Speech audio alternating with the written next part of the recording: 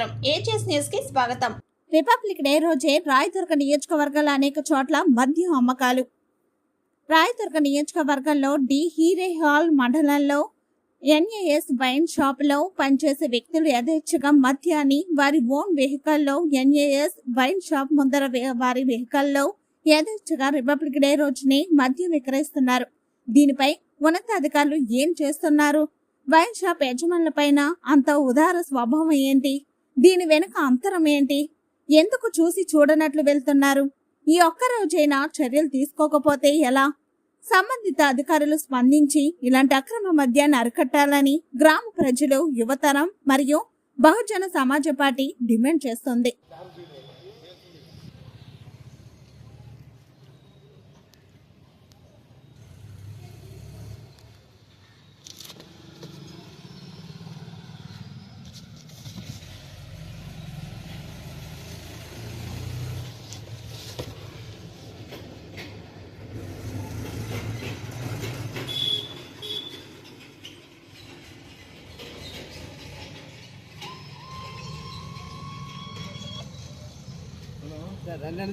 sir